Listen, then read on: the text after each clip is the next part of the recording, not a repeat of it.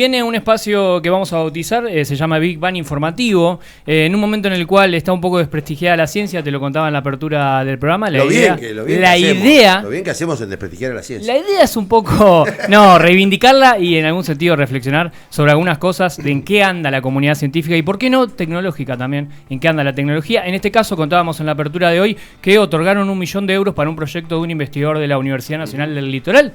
Él es el científico Federico Ariel. Este financiamiento permitirá el desarrollo de herramientas innovadoras y no transgénicas para mitigar el impacto del calor extremo en la productividad agrícola. Miren si esto no es importante en el contexto de nuestra provincia y nuestro país. Federico Ariel en este momento está conectado con nosotros, tiene la gentileza de atendernos. Lautaro y todo el equipo de Es Como el Día te saludan. Buen día. Buenos días y muchas gracias por el interés en lo que hacemos. Bien, Fede, has charlado en varias ocasiones con nosotros sobre tu trabajo, tu investigación, y me quiero agarrar de la frase inicial que tiene la fundación, este fondo de investigación AXA, que otorga este premio. Dice: la ciencia no es una opinión, es nuestro futuro. Es así, de hecho es un muy buen eslogan. Justo estuve en Francia la semana pasada para el lanzamiento de este proyecto y está en los aeropuertos y a la frase esa le acompaña una foto de la Tierra y dice: es redonda. Diciendo, está confirmado eso, ¿no? De discutir cosas que la comunidad científica acuerda como un consenso, ¿no? Sí. Las vacunas salvan vidas, el agua potable evita enfermedades, la Tierra es redonda y el cambio climático existe. Cuando hablaste recién de contextos, estamos en un contexto en el cual nuestro propio gobierno es negacionista del cambio climático y otros gobiernos de otros países también.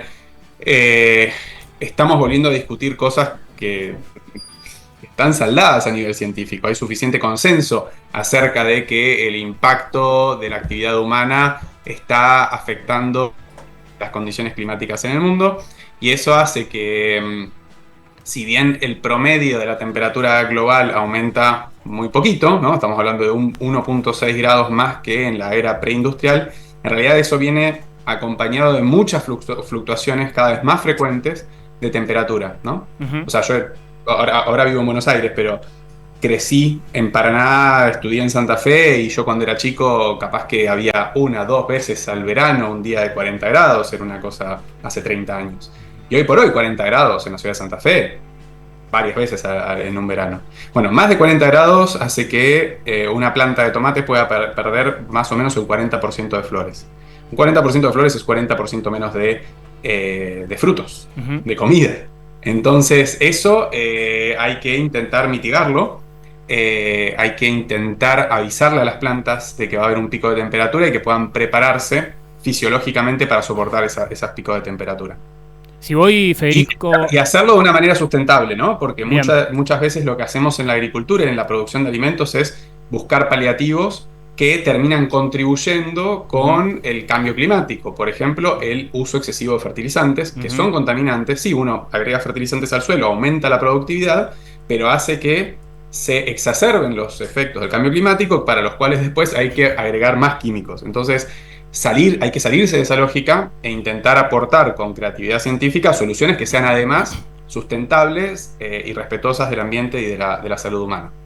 Bien, empecemos por el principio, como diría mi abuela. En este sentido, la premiación que te dieron, este financiamiento, apunta directamente a tu trabajo de investigación, que va o está relacionado con una especie, vos le llamás resiliencia, que no sé si es lo mismo resistencia de la semilla, del fruto en general.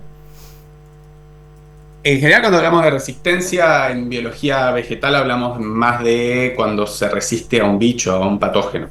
Es una cuestión de jerga del ámbito académico en el cual trabajo. Hablamos por ahí más de tolerancia al calor o tolerancia a la sequía, más que resistencia, como puede ser una resistencia a un hongo o cosas así. Nosotros sí venimos trabajando hace muchos años en lo que es la biología, la bioquímica del ARN en plantas. El ARN es esa molécula que tomó mucha preponderancia durante la pandemia por las vacunas de ARN contra el COVID. Y lo que nosotros ya estábamos trabajando desde antes es cómo podíamos utilizar la tecnología de ARN para la agricultura. Y en cierto momento, entre 2021 y 2022, tuvimos un apoyo muy importante de lo que era en su momento el Ministerio de Ciencia de la Nación, para ver si podíamos transformar nuestros avances científicos en desarrollos tecnológicos.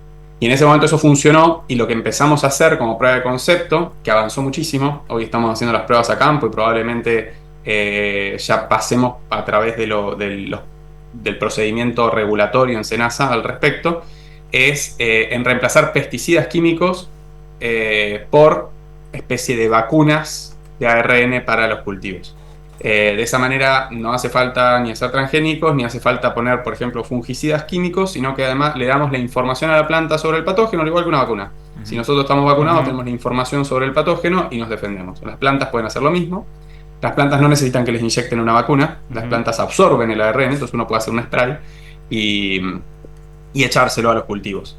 A partir de esos resultados positivos, nosotros armamos una empresa de base tecnológica, lo que se conoce como una startup, con el apoyo de CONICET y de la Universidad Nacional del Litoral. Montamos los laboratorios en el Parque Tecnológico Litoral Centro y hoy por hoy tenemos la primera planta piloto de producción de ARN en América Latina. La verdad hemos crecido un montón, somos más de 30 personas entre Buenos Aires y Santa Fe. Justamente ahora en Francia estuvimos defendiendo el proyecto para abrir un laboratorio de la empresa, se llama Apolo en París.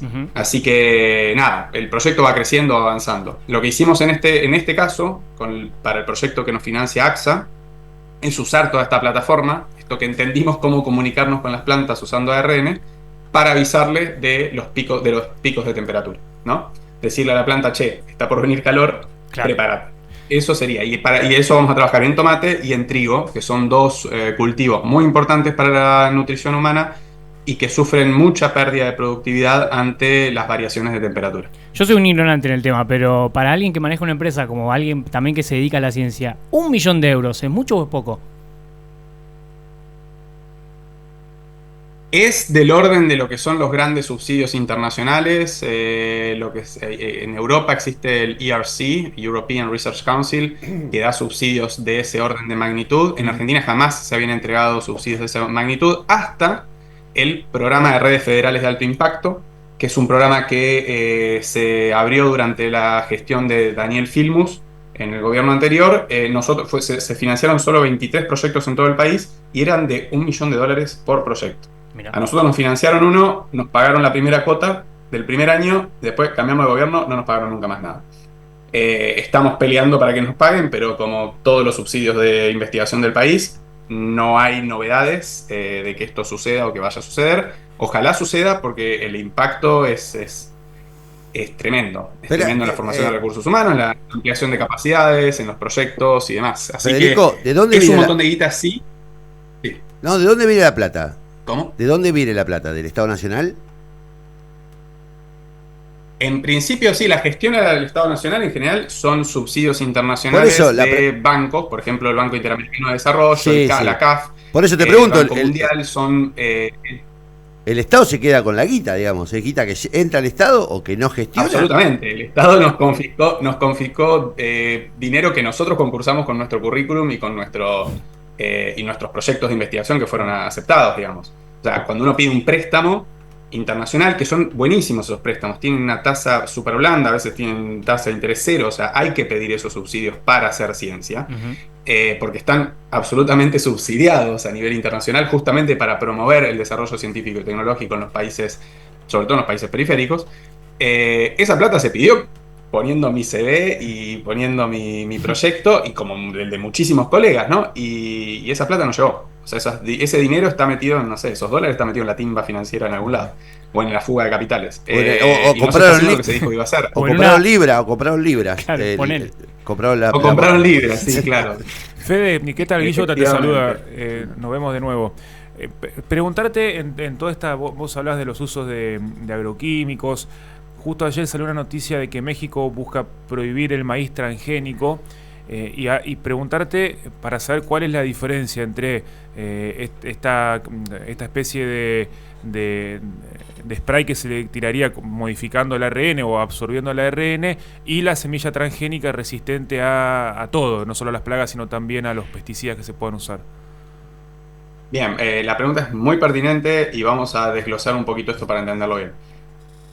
la vida en la Tierra ocurre alrededor de lo que conocemos como dogma central de la biología. Y eso dice que la información genética está codificada en ADN y ese ADN se transcribe a ARN en un mensaje, por eso hablamos a veces de ARN mensajero, habrán escuchado eso, y el ARN se traduce a proteínas. Y lo que cumple funciones son las proteínas. Si uno quiere modificar el ADN, está haciendo un transgénico, está cambiando la información genética de la planta o del organismo que sea. Nosotros no tocamos el ADN, lo que hacemos es comunicarnos con las plantas usando ARN. Dicho esto, eso para diferenciar en que nosotros, o sea, es como un producto. Lo único que estamos haciendo es reemplazando, si se quiere, haciendo la analogía con la salud humana, es, imagínate que no te vacunas con la antitetánica, estás en contacto con la bacteria del tétanos, para sobrevivir a las toxinas tenés que tomar un antibiótico, ¿no? Tenés que tomar un químico que mate a la bacteria. Si estás vacunado, podés pincharte con un rosal, estar en contacto con la bacteria, no te enterás. ¿Por qué? Porque tu cuerpo tiene información para defenderse. Entonces, uno puede reemplazar químicos por información. ¿En qué codificamos la información? En ARN. Eso como para entender un poco el concepto de lo que hacemos. El tema de los transgénicos sí, los transgénicos no, el debate es amplio. Lo que esté relacionado con el uso o la exacerbación de uso de agroquímicos es una barbaridad, digamos. No todos los transgénicos son necesariamente relacionados a eso. Ahora, en México, el hecho de prohibir el maíz transgénico no está simplemente relacionado con el uso o no uso de agroquímicos. Está relacionado con algo muy profundo de la cultura mexicana e incluso de la economía mexicana o la tradición económica mexicana, que es la diversidad de sus cultivos. En México existen más de 300 variedades de maíz. Si se reemplazan por una variedad, ya sea transgénica o no transgénica, puede ser un híbrido de mejoramiento clásico, como se hizo en todo el siglo XIX, todo el siglo XX, y reemplaza y se sacan las variedades locales, se pierde mucho a nivel cultural, económico, tradicional del país. Entonces, creo que prohibir ciertas variedades de élite, sean transgénicas o no, tiene un impacto real en lo que es la identidad incluso mexicana. Y eso tiene un impacto también en cuestión de diversidad genética, en cuestión de biodiversidad, en cuestión de cuidado del ambiente. En países donde no se aceptan los transgénicos y nunca se aceptaron, por ejemplo Francia, que es un país donde yo viví muchos años y lo conozco muy bien, a principios del siglo XX existían 100 variedades de trigo y hoy existen 7. O sea, ese achicamiento, porque decir, vamos a producir de este que funciona mejor porque da más rinde, entonces hago más plata en mi hectárea de trigo, eso tiene un impacto muy grande, porque cuando después aparece una nueva plaga, es muy probable que entre las 100 variedades haya alguna variedad que resista esa plaga. Cuando tenés 7, se perdió variabilidad genética, se perdió diversidad natural, y eso hace que estemos más propensos a perder productividad por otros factores. ¿Qué sé yo? No sé, le faltan nutrientes en el suelo y estas 7 variedades no crecen bien, hay que poner fertilizantes. Aparece un bicho nuevo, hay que poner un pesticida. Entonces empieza a ser una máquina de poner químicos en el campo por el hecho de no haber cuidado la diversidad de los cultivos. Que nosotros podamos comunicarnos con las plantas usando ARN en lugar de modificando el ADN, hace que, por ejemplo, si volvemos al caso de México y el maíz, uno podría aplicar mi tecnología a las 300 variedades de maíz que existen en México. Y no hace falta reemplazar las variedades existentes por una que tolere el calor. ¿Se entiende? Perfecto. Perfecto. Lo último que quería decir, Fede, es que investigaciones o trabajo como el tuyo también creo que tienen eco en lo que en algún momento se decía como cambio de paradigma o lo que también se denomina como agricultura sostenible. Es la idea, y no solamente el ARN, es el hecho de usar inoculantes biológicos. Hay otros colegas que están haciendo sus propias experiencias del laboratorio o incluso desde empresas de base tecnológica. Existe una que se llama Puna Bio, que están trabajando con microorganismos que encontraron en la puna y que promueven el crecimiento y el desarrollo de los cultivos. Ese tipo de cosas, poder reemplazar químicos por soluciones orgánicas o biológicas, es la forma en que podemos tener un impacto menor en la naturaleza y a la vez resguardando la productividad de los cultivos.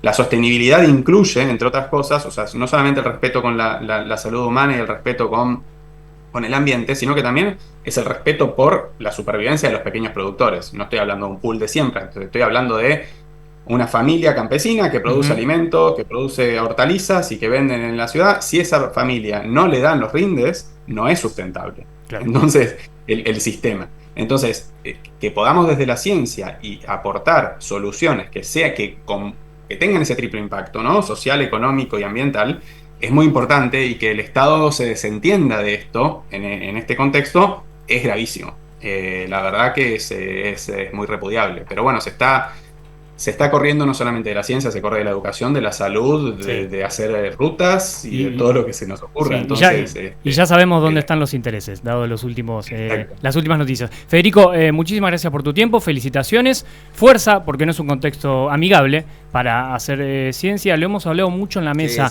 Hay ciertos pilares que deberían no cambiar independientemente del partido político que gobierna en nuestro país. No invertir en ciencia y tecnología me parece un pecado mortal, y es un poco hipotecar el futuro de ciertos espacios. Así que muchas gracias por tu tiempo y por la explicación.